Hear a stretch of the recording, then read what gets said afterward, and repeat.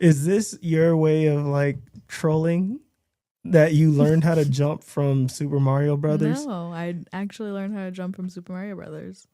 Did you learn how to eat pizza from like the Ninja Turtles? Like, did you learn how to like ask questions from Batman? Like I learned how to shoot from Duck from Hunt? that Duck Hunt game. Oh, dang. I knew it.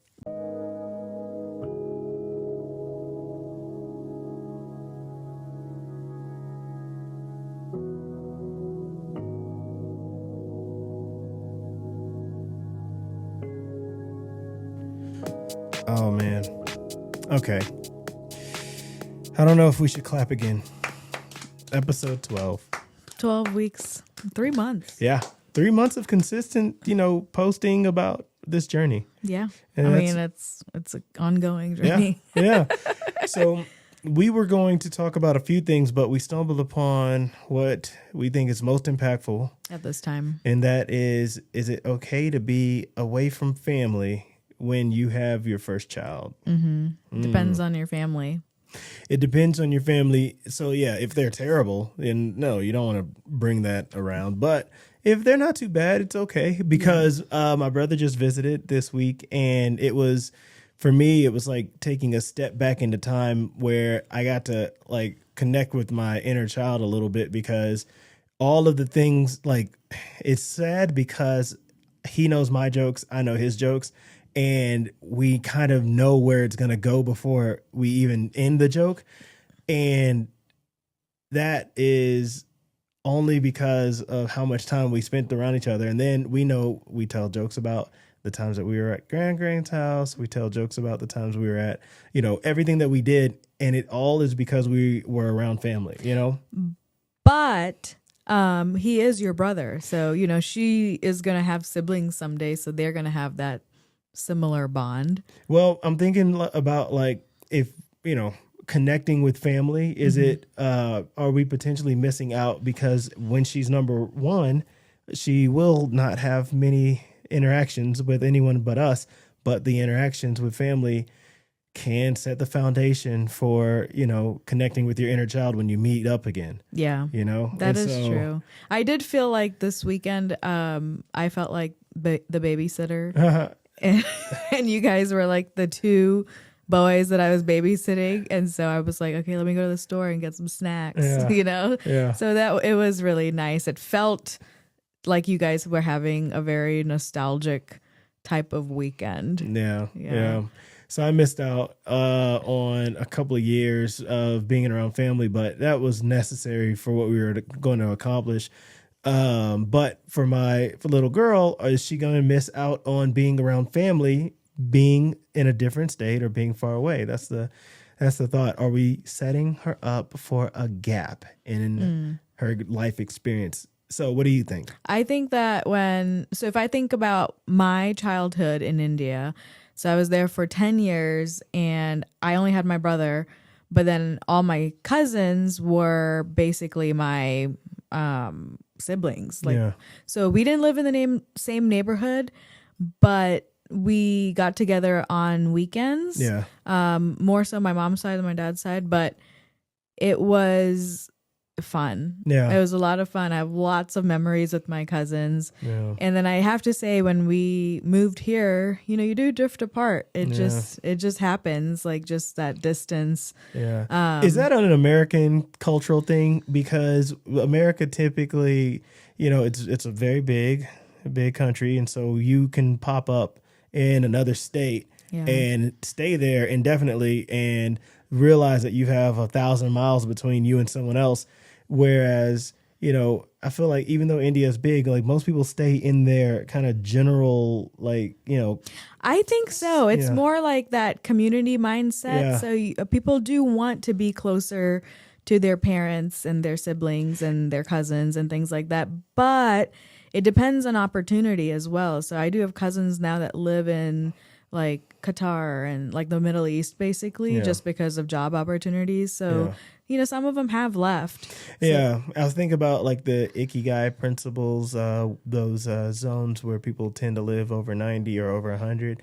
And one of the one of the, kind of consistent themes or criteria is that you have to be around community, family. Yeah. And so the question is, are we depriving a little girl potentially, Possibly. Yeah. Yeah, because it says community, Yeah. right? So Can you have a community of, just us? It's, for me, I never think about it because I always think that I have enough for the people that I care about. Like, but I can't replace what it's like to be around cousins yeah. and to be around children your age that are as safe as you could ask for as far as being around people. Yeah. The community mindset, Mm-hmm. And so I don't know, it's something to think about. And I guess like your family has like more of a stake, because you could form your own community with the neighborhood, your friends in the area. No. I'm not about to go outside, meet someone for the first time and be like, you know what? I'm bringing you in this situation. Oh my God. No. That's not what I'm saying. I'm just saying like over the years of building, You know me well enough. The only people that I will allow in my immediate circle are the people who understand what it took for us to get here. Yeah. What we have to lose if, someone X out. Mm-hmm. And those are the only people that I want around me, is that people who understand what it's like to be us and how much effort it takes to be us. It's like, I don't want anyone thinking that things, no. The circle's small. So only family. Yeah, no, because imagine, this is going to be difficult probably to communicate to little girl in the future that everyone is unpredictable. There's no escaping that you can't control people. That's a known and that's a fact. But the only thing that is acceptable is that when you make a mistake, you are surrounded by people who have an obligation to be better. Yeah. And so there's no obligation outside of our bloodlines. Yeah. Well, also, again, it depends on the family, right? Yeah. We know our family and we know that they definitely are the type of people that would own up to their mistakes. They would take a step forward if they messed up, Yeah. Whether it takes a week or a month or whatever, who knows? But like ultimately there would be enough desire to not be the worst. Yeah. Like you could be like, if you're above average, that's okay. You just can't be the worst, Yeah. If you're the worst, then you're not around. Yeah. Us. No one hangs out with anyone who is actively like tearing down the structure. Yeah. But that's the thing. We don't have that, So, we don't. Yeah. So, yeah, I do think she will miss out on, a lot of family stuff. Like the daily. Or we travel a lot. Or we do travel a lot. No, we just bring her over there like a lot. We go to my brother's house, we go to sister's house, and but like some of my family, they kind of do their own thing anyway. But they do like to bring the kids together because they know how important it is. I do think your family tries to get together at least once a year, where everyone gets together, or most people anyway. It's going to get harder because everyone, mom's getting older, dad's getting older. Well, we can all go to them in that, if that's the case. Yeah. But for now, as long as they want to go places, we'll go and meet them anywhere. So she will get that exposure to them, but it's just not going to be like, just like a pop up at your house and like hang out and watch TV and play video games. Yeah. So she's going to miss out on that unless we move. That. I know. I got to think about that. Because I don't mind where we are. I just know that having a baby does change things, a little bit. It does change things. It makes you want to give them the best experience that's possible because it happens so fast. Yeah. Yeah. The good thing though is that, you really are not forming these bonds until you're like four or five. So we have a few years to figure it out. But you got to plan. Everything has to be planned out so far in advance, like in, what we're doing and how we have, our responsibilities. It has to be planned out so far. Okay. So speaking of possible, degrees of separation from our immediate bloodline, adding another family member in the form of an au pair. Yes. So we've been interviewing au pairs. We have been. And we hope to enriching baby girl's life with these photos of like, hey, you don't remember this person, but I know. But she was helping you speak French when you were a baby. You know how you know French? Yeah. It's because of this person. Yeah, this person was just telling you all the things. Yeah. And and you don't know her name because you were so young. But here's you speaking French. And we've been interviewing au pairs. Yeah, well, I do remember, like, my mom has a few pictures of me with, like, my nannies from that first couple of years. And I'm like, who is this person? She's like, oh, she took care of you every day. They would, like, give babies, like, oil massages. And so she's like, she would massage you every day. And, so I'm just like, oh, okay. She's great, so So it'll be really cool to add, like, have this cultural exchange. Yeah. With, we like the French culture. So we want our au pair to be from France and speak French because they want to learn English. We want to learn more French. And their English is always much better. Their English is great compared to what we do. Every time they'll be like, oh, and that I believe that I will be a good fit and blah, blah, blah. And I also believe, how do you say? Well, hold on one second. My English is terrible. And then they'll type up, they'll be like, I want to integrate beautifully. And I was just like, what? The word that you didn't get it's integrate. Is integrate and all these other words. And so we're over here like, je comprends. Je comprends. And we're like, we know more than that, but I'm not going to start rattling off sentences back to back. Yeah. And then just get stuck when I get a hard word. No. Yeah. They're interviewing in English. Yeah. And I'm like, and you're conjugating beautifully. Yeah. One of them was on a walk. At She the same was, time, yeah. and she had to stop to think, and then she was like, do you have any prévu plans? And I was just like, you said it in English and in French. Yeah, that's great. That's Let's like keep double doing the work. that. Yeah. You did extra credit on that sentence. I know. No one asked you to go above and beyond. Next time she was like, our next interview, we can do in French. We're like, oh. Focus on the baby. Okay? No. We want that. No, we want that. Yeah, we're like, we'll try. Yeah. Like, we're going to have to use our, reverso. Contexto, which is our little translator. Or DeepL. DeepL's great too. Mm-hmm. But so we are, I think what's happening is the closer we get to delivery, the more my guy brain is turning off and my father brain is turning on. Yeah. And like the guy brain is, you have a baby, you take care of the baby and, just don't do anything wrong. The father brain is saying, give the experience that you had or better. Better. And if you're going to do that, you have to start thinking about changes like immediately. Yeah. And so it is something we can plan for. Yeah. And I feel like your family or our families, they don't make it easy. They're not like, don't worry about it. We will do all these things. They're like, no, you should be closer. Yeah. Yeah. But even though my brother lives about an hour and a half or 2 hours away from the grandparents, from our parents, and they don't really go up there a lot, they will tell you to come down to them. Yeah. They will go. But you know what it is?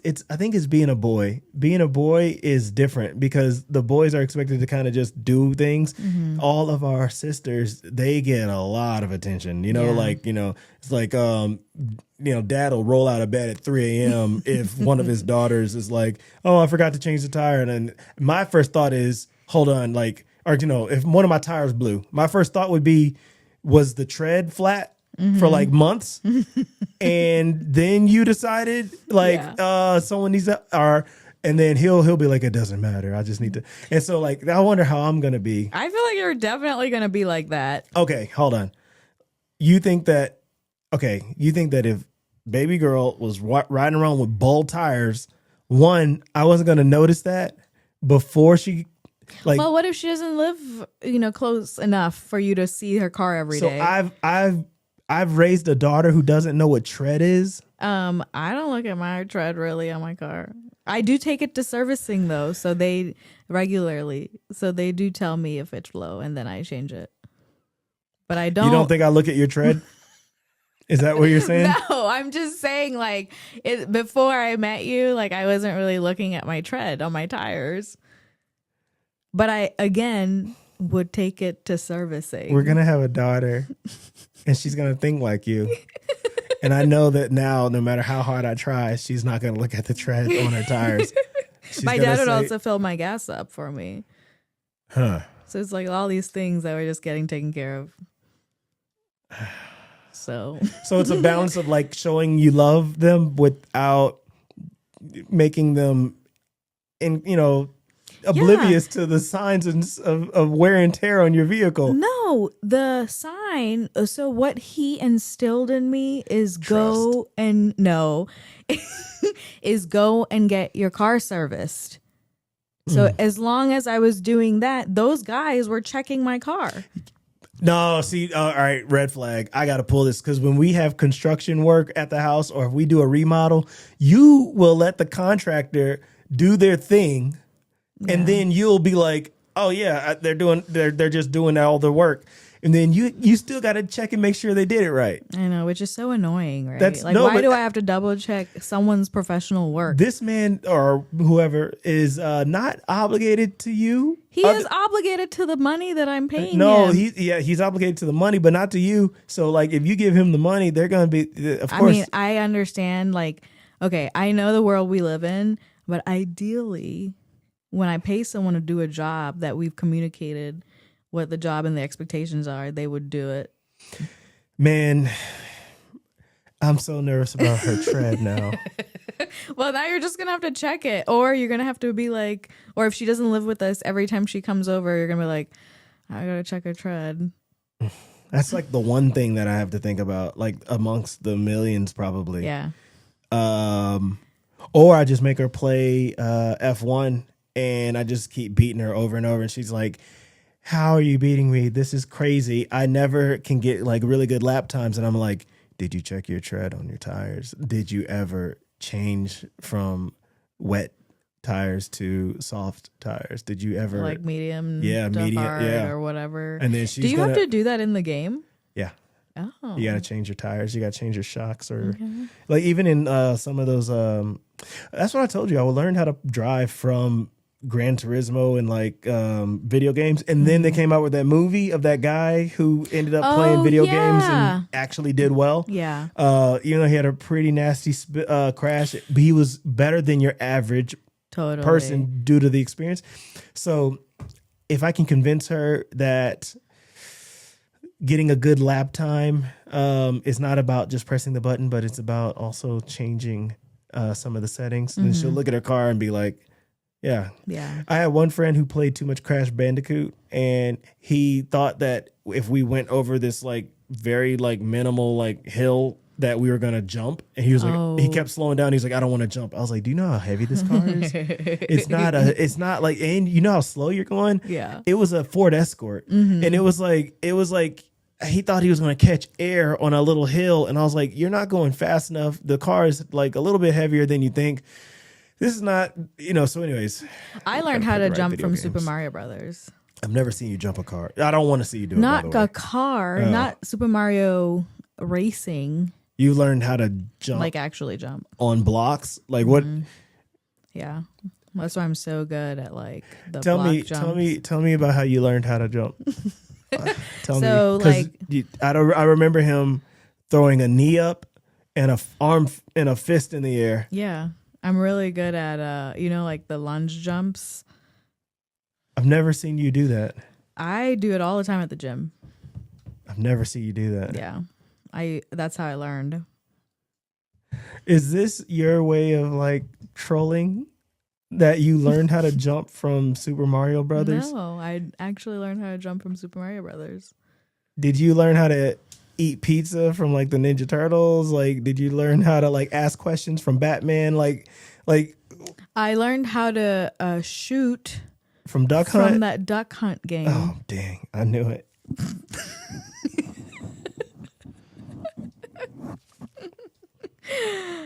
This is all crap, by the way. I know it's crap. You didn't learn any of this stuff. You're just trying to like troll. You've been hanging around Hassan too much. You're not. Yeah, because I've never seen you do a lunge jump in Mario form. But I do lunge jumps. Yeah, but I've never seen you catch air in Mario form. That's because you don't pay attention. No, it's because you're a troll. You're like trying to be like a troll right now. I don't know why. Because you've been hanging around Hassan too much.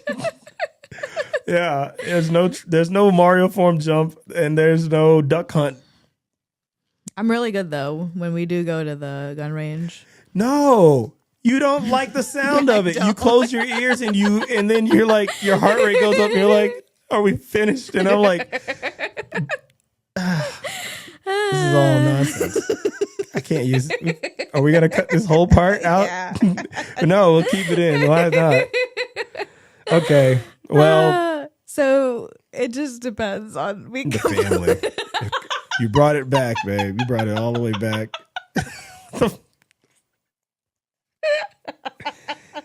Are we done? No. So should we be close to family? I don't know how we got here.